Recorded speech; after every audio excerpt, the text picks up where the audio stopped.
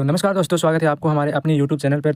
तो जैसा कि आपने बहुत सारी सुर्खियां देखी होगी कि प्रधानमंत्री मोदी का मॉस्को विजिट होने वाला है। बहुत सारी ऐसी सुर्खियां आ रही थी कि मोदी जी की मोस्ट लाइकली विजिट जुलाई में हो सकती है। हालांकि ये किसी को पता नहीं था कि कब होने वाली है, पर ये सही निकला। आप आर्टिकल देख सकते हैं, PM Modi is likely to visit Moscow in July. तो ये खबर को कंफर्म करते हुए हम आपको बता दें कि भारत के प्रधानमंत्री नरेंद्र मोदी रूस के राष्ट्रपति से मिलने के दौरे पर निकल चुके हैं। आपको आगे की जानकारी देते हुए हम बता दें कि भारत के प्रधानमंत्री रूस की यात्रा पर 8 जुलाई और 9 जुलाई को रहेंगे और उसके अगले सुबह ही 10 जुलाई को भारत के प्रधानमंत्री ऑस्ट्रिया की यात्रा पर निकल चुके होंगे। ऐसा पहली बार होगा कि भारत के कोई प्रधानमंत्री ऑस्ट्रिया की यात्रा पर गया होगा। ऐसा 41 साल में पहली बार होने जा रहा है कि कोई भारत का प्रधानमंत्री ऑस्ट्रिया की यात्रा पर गया है। तो ये देखने लायक होगा, क्या बातचीत होती है हम आगे आपको बताते रहेंगे। तो सवाल ये बनता है कि भारत के प्रधानमंत्री रूस की यात्रा पर क्यों गए हैं और ये क्यों इतना खास है, क्या जानकारी है, आइए हम आपको बताते हैं पूरे इस वीडियो में। तो आगे की जानकारी देते हुए हम आपको बता दें कि प्रधानमंत्री नरेंद्र मोदी एनुअल समिट को अटेंड करने गए हैं, जो कि हर साल आयोजित किया जाता है। एक साल भारत में होता है तो दूसरे साल रूस में होता है। एक साल भारत के प्रधानमंत्री वहाँ जाते हैं तो अगले वर्ष रूस के राष्ट्रपति हमारे यहाँ आते हैं। आज तक ये 21 दफ़ा समिट हो चुकी है और यह 22nd समिट होने जा रही है।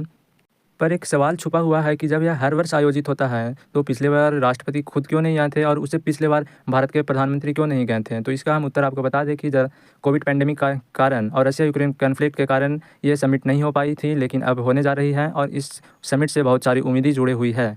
आपके जहन में एक सवाल उठ रहा होगा कि भारत के प्रधानमंत्री पिछले बार रूस की दौरा पर कब गए थे। तो आपको बता दें कि साल 2019 में भारत की प्रधानमंत्री रूस के राष्ट्रपति से मुलाकात किए थे।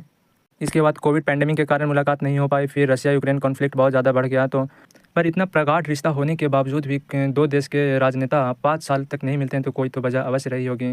क्या यह पश्चिमी देशों का दबाव था भारत के ऊपर? जैसे कि आपने देखा होगा कि भारत ने रशिया यूक्रेन कॉन्फ्लिक्ट में यूक्रेन की मदद न करते हुए रूस से बहुत ज़्यादा तेल खरीदा है और भारत के ऊपर शायद दबाव रहा होगा। तो आप क्या सोचते हैं, कमेंट में बताइएगा।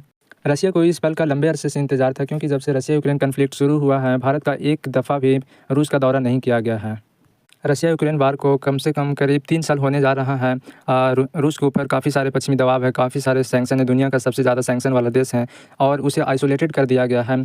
और रशिया इस कदर आइसोलेटेड फील कर रहा है कि दुनिया में 193 देश हैं और उसका रिश्ता मात्र 3-4 देशों से बचा है, जैसा कि चाइना हो गया, एक ईरान हो गया, एक वियतनाम हो गया, एक नॉर्थ कोरिया। इन 4 अलावा के देशों से उसका कनेक्शन एकदम टूट सा गया है। प्रधानमंत्री मोदी की विजिट रशिया को एक मोराल बूस्ट करेगा, क्योंकि अब रशिया को ऐसा लगेगा कि वह अब आइसोलेटेड नहीं है, क्योंकि भारत का दुनिया का सबसे बड़ा डेमोक्रेसी के प्रधानमंत्री विजिट किए हैं। तो ये उनको एक मोराल बूस्ट करने जैसा होगा और वो रिश्तों में प्रगाढ़ता को मजबूत करेगा और ये पश्चिमी देशों को दिखाने के लिए पर्याप्त होगा, क्योंकि भारत ऐसी स्थिति में आ चुका है क्योंकि भारत को सब अपने ओर करने में लगे हुए हैं। रशिया चाहता है कि भारत उसके साथ बना रहे, पश्चिमी देश चाहते हैं, जैसे खास तौर पे अमेरिका चाहता है कि भारत उसके पक्ष में बोले, पर भारत एक बैलेंस अप्रोच बनाकर रखता है। नहीं रशिया के तरफ ज़्यादा इंक्लाइंड होता है, नहीं पश्चिमी देशों से संबंध बिगाड़ के रखता है। भारत को एक बैलेंस अप्रोच बनाकर भी रखनी चाहिए, क्योंकि हम दुनिया के सबसे ज़्यादा पॉपुलेशन को होल्ड करते हैं। कोई दिक्कत होगी तो 140 करोड़ लोगों पर नुकसान होगा। तो ये बैलेंस अप्रोच भारत का बहुत ही सही है।